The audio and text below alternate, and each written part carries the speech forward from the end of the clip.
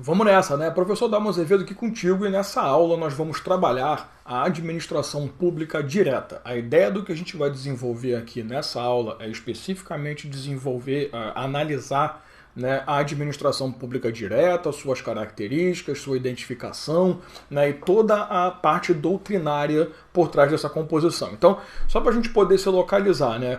Uma vez estudado o que é administração pública e quais são as entidades e órgãos que o compõem, você precisa começar a analisar as características desses caras. Então, lembre, administração pública direta necessariamente é aquela composição de entidades que tem a atribuição de prestação direta de um determinado serviço à sociedade. Então, quando você fala na administração pública direta, você fala em entidades que recebem direto do texto constitucional determinadas obrigações e que precisam diretamente prestar esses serviços à sociedade, à comunidade, tá? A administração pública direta, lembrando você, com base no artigo 18 da Constituição Federal e também no artigo 4º, inciso 1º do Decreto-Lei 200, de 67, ela é composta por entidades federativas, unidades federativas. O artigo 18 diz para você que serão União, Estados, DF e municípios. A questão é que assim, quando a administração pública direta está agindo, e é isso que a gente vai ver nessa aula, ela atuando, esquece descentralização, esquece tudo. Ela atuando, nós temos a chamada centralização de ato. Então, aqui nós temos a pessoa que é incumbida diretamente pelo texto constitucional realmente fazendo as suas obrigações. Então, quando você tem ali segurança nacional, quando você tem o sistema financeiro, o sistema penitenciário, esse tipo de gestão estabelecida dada, né, às pessoas da administração direta, sendo exercida por esses caras, você tem efetivamente uma centralização de serviço, tá? O que você precisa saber em relação à administração pública direta? Todos os entes ali, eles possuem as mesmas características. Como já foi tratado, né, quando você fala no artigo 18, a gente já falou sobre esse artigo agora, você tem ali uma palavra que determina que essas unidades possuem autonomia, ou seja, elas poderão conduzir o seu território, a sua jurisdição, da forma que acham conveniente, com base, obviamente, na Constituição e nas legislações predominantes.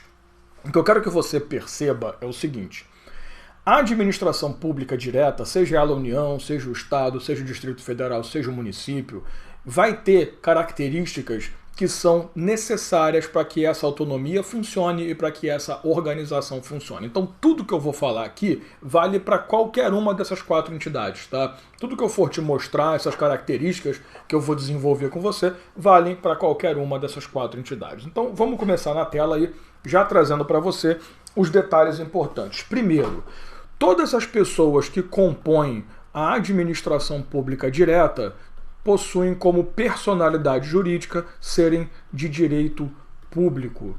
Almo, tem uma coisa que eu sempre quis entender bem, é o que há de tão importante em saber no direito administrativo se aquela pessoa é de direito público ou privado. Porque até onde eu sei, todo mundo é direito público, né? Você vai ver, quando você começa a estudar administração pública indireta, que nós também temos, dentro da organização do Estado brasileiro, pessoas de direito privado que atuam em nome da administração pública. Então, cuidado com esse pensamento que, se é administração pública, todo mundo é de direito público. Nós vamos encontrar situações em que teremos direito privado também. Porém, aqui que entra o detalhe. Em relação à administração direta, esses caras todos possuem a característica de serem de direito público. O que significa ser uma entidade de direito público? São 2 coisas que você precisa lembrar. Primeiro, eu não tenho um procedimento formal extremamente complexo para o surgimento da entidade como se fosse uma empresa privada, como o direito empresarial gosta de estabelecer. Eu não vou ter ali ato constitutivo, registro, não. Para você criar uma pessoa de direito público no Brasil, basta editar uma lei. Editou a lei vai criar aquela entidade, estabelecer a sua atuação e está tudo certo. Então, a forma de surgimento de uma PJ de direito público no Brasil é mediante a edição de uma lei e ponto final. Uma lei de criação, uma lei de surgimento desse cara. No caso das entidades da administração direta, essa lei é a própria Constituição Federal. Nada mais é do que ela ver. Se você procurar, não vai ter uma lei. Fica instituída a União, pessoa de direito público. Que vai... Não, tá na Constituição, cara. A Constituição já criou esses caras. O artigo 18 é a nossa base para você ter a lei que cria essas entidades. Agora, o que eu preciso saber em relação a isso? Por que é importante, de novo, eu pergunto, saber se a PJ é de direito público ou privado no direito administrativo nacional? Quando você estudou princípios, você com certeza se deparou com os supraprincípios do direito administrativo. Né? Então você estudou ali, você se lembra muito bem, do princípio da supremacia do interesse público e do princípio da indisponibilidade do interesse público. Para nós, é essencial ter essa característica, saber identificar se a PJ é de direito público ou privado, exatamente para saber até onde esses princípios se aplicam a essa personalidade jurídica. Porque, vamos lá, quando se fala de uma PJ de direito público, você vai dizer que essa personalidade jurídica possui todas as prerrogativas da fazenda pública, todas as prerrogativas de Estado que decorrem da supremacia do interesse público sobre o privado, e também vai dizer que todas as restrições ou limitações instituídas pela indisponibilidade do interesse público também são aplicadas sobre ela. Então, ser de direito público significa possuir todas as prerrogativas, supremacia do interesse público e sofrer todas as limitações da indisponibilidade. Quando você se depara com uma pessoa jurídica de direito privado no nosso ordenamento, que vem a compor a administração pública, isso é importante, essa pessoa privada ela nunca gozará das prerrogativas da fazenda. Então, a ela se aplica a supremacia do interesse público no conceito, porque é a finalidade de atender o interesse público, mas elas não vão ter poder de ação para garantir o interesse público sobre o privado. Então, para elas não há aplicabilidade de prerrogativas. As pessoas de direito privado sofrem somente as restrições de Estado. Então, por isso que assim, deixa eu te dar um exemplo logo, mas isso é estudado com mais detalhes na aula de administração pública indireta. O Banco do Brasil, que é uma sociedade de economia mista, tá? É uma pessoa jurídica de direito privado que compõe a administração pública na administração indireta. Perfeito. Como é que você consegue entrar no Banco do Brasil para trabalhar? Você vai lá e deixa o currículo? Faz uma entrevista com o gerente? Você faz um concurso público. Por quê? Porque o concurso público determina que, porque a indisponibilidade do interesse público determina que a contratação por essas pessoas tem que se dar por concurso público. Tá, mas eu tenho uma empresa. A minha empresa é de direito privado, eu não faço concurso. Claro, porque você não atua em nome do Estado. Você tem uma empresa de interesse próprio. Você não tem que ficar batendo cabeça para interesse público. Então entenda que, já que eu não vou dar as prerrogativas para esse cara, como é que eu vou dizer que ele vai fazer o interesse público prevalecer? Quando ele sofre as restrições. Então ele vai ter que prestar conta. Então entenda que, por que é importante você identificar ali a personalidade jurídica de cada um. Se é de direito público, goza de prerrogativas e sofre restrições. Se é de direito privado, sofre apenas as restrições. Vamos para a tela, eu quero te mostrar exatamente o que isso vai significar. Quando você fala em pessoa de direito público, como eu te disse, eu vou ter todas as prerrogativas da fazenda pública, mas eu também vou sofrer todas as limitações. Tá? Então, que prerrogativas seriam essas? Nós temos como prerrogativas principais que o Estado usufrui, primeiro, a imunidade tributária recíproca. Você aprende isso lá no direito tributário ou até mesmo no direito constitucional, quando a sua prova exige o estudo dos dispositivos tributários. O que significa isso? União, Estados, DF, município não podem instituir tributos sobre os bens e sobre a atuação das outras entidades. Então, por exemplo, imagina no município. Ao município é competente, né? Ao município foi concedida a competência de instituição do IPTU. Dentro do município nós temos um prédio do Estado. O município vai cobrar IPTU desse prédio? Não. Porque, como é um prédio do Estado, eu não posso tributar o bem dessa entidade. Então nós temos uma imunidade recíproca, tal qual o Estado também não vai tributar o IPVA dos carros da prefeitura, por exemplo. Então não há ali ISS do município sobre atividade federal e por aí vai. Então, primeira prerrogativa é essa, eu tenho imunidade tributária, eu não vou sofrer tributação por parte do outro ente federado. Segunda coisa, você vai dizer que existe a possibilidade, aliás, a necessidade do prazo processual em dobro. O que significa dizer prazo processual em dobro? Quando você tem uma ação judicial, você tem prazos processuais. Os prazos processuais instituídos para você, para mim, são diferentes da Fazenda. Se para você é o prazo de 30 dias, para a Fazenda será o dobro. 60 dias. Para contestação, para manifestação, não me importa, tá? Cuidado, você que estuda já há muito tempo, né, com o advento do Código de Processo Civil de 2015, né, que começou a funcionar em 2016, nós tivemos o prazo processual em dobro como definitivo. Antigamente, nós tínhamos o prazo em quádruplo ou em dobro, dependendo da manifestação ou da movimentação do Estado. Isso acabou. Hoje tudo é prazo processual em dobro. Então, em toda ação judicial proposta contra as entidades federativas, eles terão prazo processual contra, ou até propostas por eles, né? Eles terão prazo processual em dobro na hora de contestar ou se manifestar judicialmente. Beleza? Outra prerrogativa interessante, a fila de precatórios, pagamentos de seus débitos mediante uma fila de precatórios. Então, o Estado, quando ele deve a alguém, né, quando eu falo Estado agora, vamos pensar administração direta, tá? O Estado, quando ele deve a alguém, ele não vai pegar o orçamento dele e vai destacar para pagar o cara que ele quiser, da forma que ele quiser também, não. Ele vai pagar por precatórios. Então, como é que funciona? Se você tem um crédito em face do Estado, você recebe um precatório. Esse precatório tem que ser lançado no orçamento anual para pagamento, para aí sim ser... Então, antes de te pagar, primeiro a gente vai aprovar o orçamento. E aí você entrou na fila e a gente paga. Então eu não tenho obrigação de sair pagando meus débitos até semana que vem. Eu tenho um prazo, mas esse prazo é muito mais largo do que as dívidas que eu constituir com você, por exemplo. Outra coisa, nós temos o chamado reexame necessário, que também é conhecido por alguns como duplo grau de jurisdição obrigatório. O que significa isso? O reexame necessário vamos no duplo grau de jurisdição clássico primeiro. Se eu entro com uma ação contra você e você perde, você pode recorrer, ou não. Você pode aceitar a derrota e falar, tá bom, deixa pra lá, ou pode ser que você venha a apresentar um recurso. Quando você recorre, você tem o chamado duplo grau de jurisdição. Né? Então, o segundo grau é que recebe a instrução de análise do recurso. Porque seria meio retardado um juiz de direito proferir uma decisão singular, você recorre e ele vai ver o recurso. Ele nunca vai aceitar seu recurso, porque ele não vai reconhecer que fez besteira.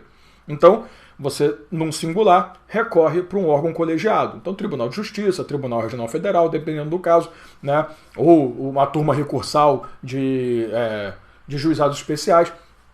Esses caras vão fazer a análise do recurso. Claro que pode ser que a sua ação originária foi no órgão colegiado e o recurso vai ser para outro colegiado, STJ, STF, não me importa.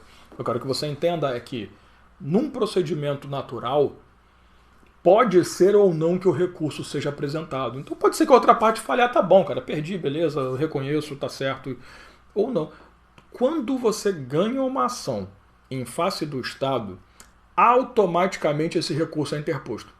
Então não há necessidade do Estado, da administração pública direta, se manifestar no interesse recursal. O recurso é automático. Então, toda ação que resulta na derrota da administração direta automaticamente sobe para o órgão de segunda jurisdição, né, para o segundo grau de jurisdição, para análise. Então isso é o que a gente chama de reexame necessário ou duplo grau de jurisdição obrigatório. Tá? Outra característica importante também, os bens dessas entidades serão tratados como bens públicos. Tá? E isso daqui é uma coisa extremamente importante.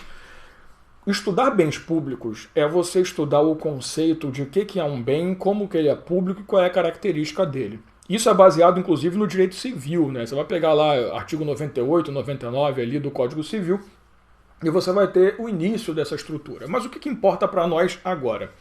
Quando você fala que um bem é público, você diz que esse bem público ele possui prerrogativas, proteções que um bem comum não tem. Exemplo. Eu estou aqui trabalhando contigo, estou gravando essa aula aqui no meu computador, tal, bonitinho, meu patrimônio. Vamos dizer que eu estou devendo alguém e mandam executar a dívida. Vamos penhorar tudo que o Dalmo tem. Pega o computador, pega o que tiver. Não vale nada porque é velho, porque não interessa. Leva e vamos transformar em dinheiro. Um bem privado, ele pode sofrer uma constrição judicial para constituir ali uma forma de pagamento. O bem público não. O bem público tem como uma de suas características o fato de que ele é impenhorável. Então, você ganhou uma ação contra o Estado, né, contra a União, por exemplo. Mas ele não quer me pagar, já passou, o precatório já venceu há muito tempo. Vamos executar essa dívida para penhorar. Não vai. porque o bem é público. Outra coisa, o bem público também não pode ser dado como direito real de garantia pelo Estado. Então o Estado não pode hipotecar, não pode aplicar anticrese sobre aquele... Então é interessante você notar que o bem público ele tem proteções de propriedade que uma propriedade privada não vai ter. Você quer um outro exemplo? Uso capião. É impossível você usucapir um bem público. Você não tem como invadir um bem público, entrar no bem público e falar, opa, agora é meu, posse mansa e pacífica, tal. Não, você pode ficar 70 anos ali pagando IPTU, pagando luz, o problema é teu, não vai ser seu. Se o bem é público, ele é impenhorável. Ou desculpa, ele não pode sofrer o uso capinhão. Nossa, agora me enrolou tudo, né? Ele não pode sofrer o uso capião. Eu me lembrei que lá no Rio o pessoal tem mania, vamos contar só pra vocês. Quem é do Rio, desliga o áudio, por favor. O pessoal tem mania de falar uso campeão. Mas não é todo mundo, não. É só um grupo tipo Dalmo e mais algumas pessoas ali. Mas o uso... Eu sou do Rio, eu posso falar essa porra. O uso capião, ele não pode ser aplicado. Tá? Então, não há essa possibilidade de você conseguir conquistar o patrimônio um bem, né, do Estado, o bem patrimonial do Estado, como se fosse seu. Beleza? Então, assim, essas são algumas das principais, né? Nós também temos ali que os atos deles serão atos administrativos, logo vão ter atributos próprios, os seus contratos, né, serão contratos administrativos, então vão ter cláusulas exorbitantes. Beleza, isso a gente traz os principais detalhes. Porém, eu te falei que ele também sofre limitações. E você falar que uma determinada entidade sofre limitações de Estado significa o seguinte: existem algumas restrições de sua ação que têm que ser respeitadas. Então, por exemplo, nós temos uma limitação que é a necessidade de realização do concurso público. Tá? Então eu vou trazer para mim aqui, enquanto eu só vou apagando aqui essa bagunça que eu fiz, para não ter que apagar tudo. Mas toda entidade da administração pública direta, ela necessariamente precisa realizar concurso. Aquilo que a gente já conversou, né? O recurso é público, o recurso está na mão da entidade, beleza. Mas olha só, eu não posso dizer para você que só porque o recurso é público você vai gastar como quer, já porque o povo confiou em você o dinheiro. Também não. Quer contratar gente? Não vai contratar quem você quer. Faça a contratação mediante concurso público. Claro que nós temos exceções, nós temos os cargos comissionados, nós temos a contratação temporária do artigo 37, inciso 9. Tá? Tudo isso estuda-se num grupo chamado agentes públicos. Tá? Mas, de regra, a administração pública tem que fazer concurso. Outra coisa também que a gente sabe que é uma restrição clássica: a administração pública realizar uma licitação. O que significa você dizer, perdão, o que significa você dizer que a administração pública precisa realizar uma licitação? Para ela fazer aquisição de bens, produtos, contratação de serviços, ela precisa também realizar um procedimento licitatório para evitar que você direcione o gasto, o contrato a alguém do seu interesse. Então, efetivamente, a gente vai desenvolver um sistema em que a administração direta ela precisa licitar para garantir que há uma lisura naquela contratação. Eu não estou contratando aquela empresa porque é a empresa do meu ex, da minha ex, do meu amigo, do meu cachorro. Eu estou contratando porque é a empresa que realmente ofereceu a chamada proposta mais vantajosa para nós. Além disso, tudo que se faz tem que ser devidamente publicado, né? Você tem que prestar contas, porque tudo vai sofrer controle. Então, quando você é uma entidade que sofre restrições do Estado, o que a gente está querendo dizer é que você será controlado sobre seus atos. Então, se você produz um ato administrativo, esse ato pode ser atingido, por exemplo, anulado pelo Poder Judiciário por um controle. Você pode exercer um controle judicial sobre um ato. Os gastos que você fez são controlados, podem gerar improbidade, podem gerar responsabilidade fiscal, várias coisas. Então, observe que a restrição é isso. Olha que interessante. Se a pessoa de direito privado compõe a administração pública, ela só sofre restrição. Faz concurso, licita, presta conta, sofre controle. Os atos dela não são atos administrativos, seus contratos não são contratos administrativos, ele perde a essência dos direitos. Não vai ter reexame necessário, os bens não são, num primeiro momento, públicos. Aí você estuda a aplicação do bem público, da característica pela doutrina, mas num primeiro momento a regra é essa. Tá? Então, dizer que uma entidade é de direito público, e é o caso de todos os entes que compõem a administração direta, é dizer que esses caras vão gozar de todas as prerrogativas e vão sofrer todas as restrições também. Além disso, quando você fala que uma pessoa... aliás, quando você está falando da administração pública direta, não precisava nem ter apagado essa parte aqui para ter deixado, né? Mas tudo bem, eu já apaguei mesmo, agora dane-se. Quando você está falando da administração pública direta, você também está querendo dizer que Essas entidades aqui possuem uma autonomia, a chamada autonomia administrativa. O que significa você ofertar autonomia administrativa a alguém? Significa que essa entidade ela vai poder se organizar, se compor internamente da forma que ela achar que deve. O exemplo que eu sempre gosto de falar, sempre gosto de usar. Por que quando você vai numa prefeitura, existe uma secretaria X que não tem numa prefeitura vizinha? Por exemplo, na prefeitura da sua cidade tem a Secretaria de Obras e Urbanismo. Na outra cidade tem uma Secretaria de Obras e uma Secretaria de Urbanismo. Na outra tem uma Secretaria de Posturas que resolve tudo. Por que isso?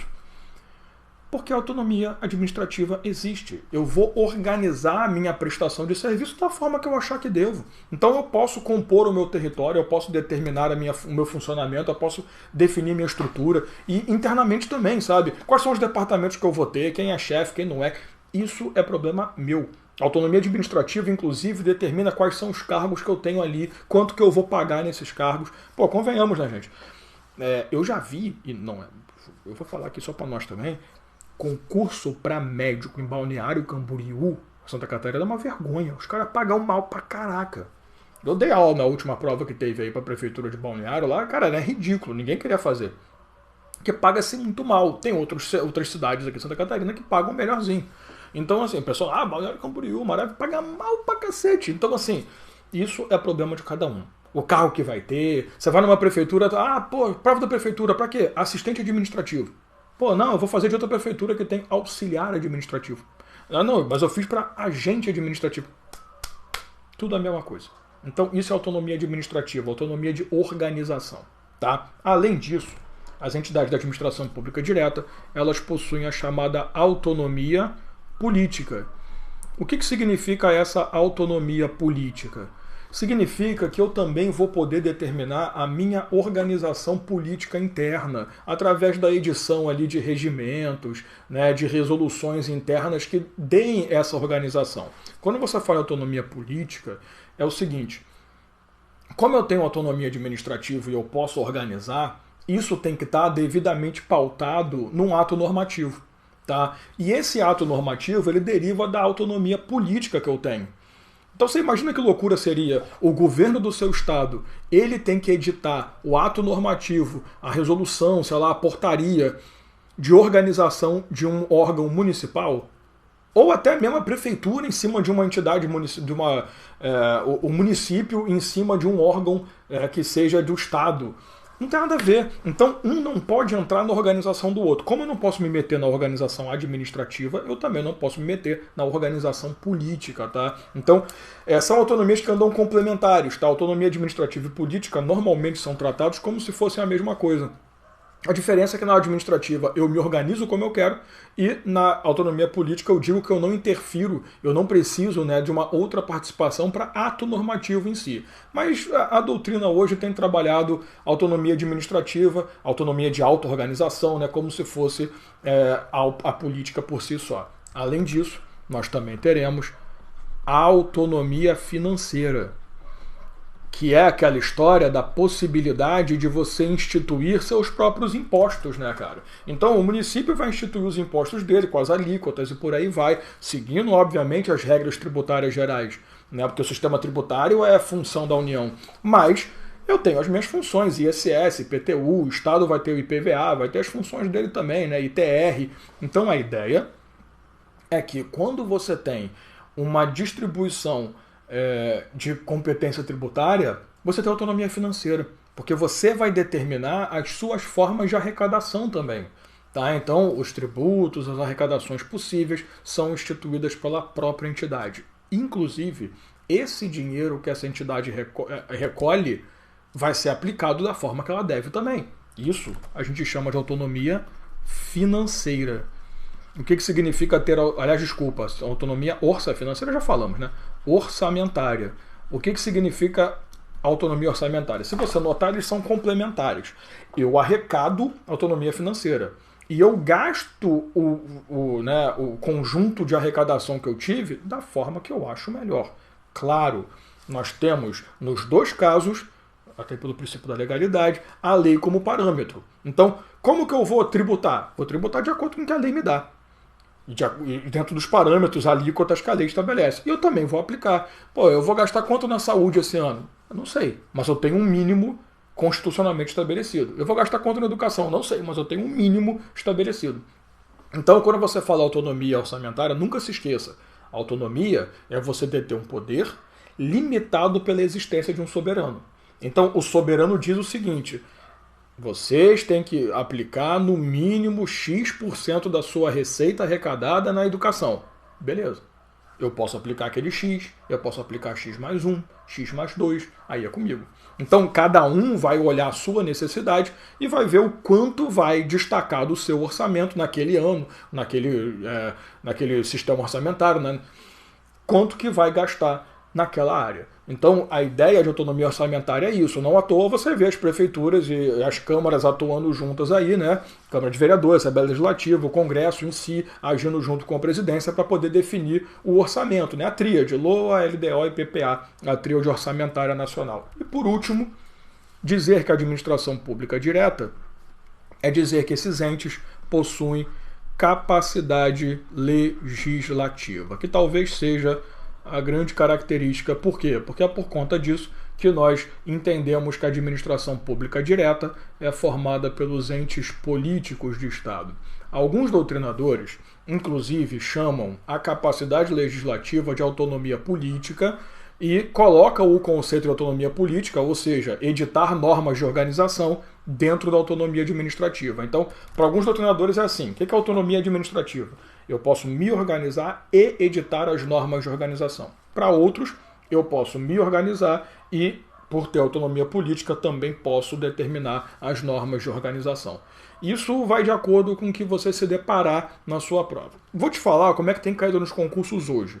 Autonomia administrativa é o poder que eu tenho de organizar-me internamente e editar as normas. Autonomia política hoje tem sido tratado pela grande maioria, pelo menos, mas eu não posso dizer que já é majoritário, absurdamente único, ninguém vai falar diferente. Autonomia política entende-se como capacidade legislativa, tá? Que eu estou te falando. Ah, Dama, então por que você me falou isso antes? Porque não é pacificado para todas as bancas da face da Terra, muito menos nas próprias bancas. Eu já peguei, em 3 anos consecutivos, questões da Sebrasp, falando que é uma coisa, depois falando outra, porque vai de acordo com a doutrina, vai de acordo com a formação da banca. Nem sempre o professor que fez aquela prova vai fazer a outra também. Às vezes eles contratam outros, às vezes a composição da banca muda. Então tenha muito cuidado, tá? Mas o que significa capacidade legislativa? O poder de editar suas próprias leis. E essa é a grande marca da administração pública direta em relação à indireta, né? Porque ela pode editar sua própria lei, inclusive, através da edição de lei, instituir as entidades da administração pública indireta. Então, quando você fala em capacidade legislativa, é a capacidade de legislar, o poder de criar suas leis. Lembrando que pode aparecer na sua prova, isso vai ficar muito explícito, tá? O enunciado vai mostrar. Quando ele perguntar lá, capacidade política ou capacidade legislativa significa o quê?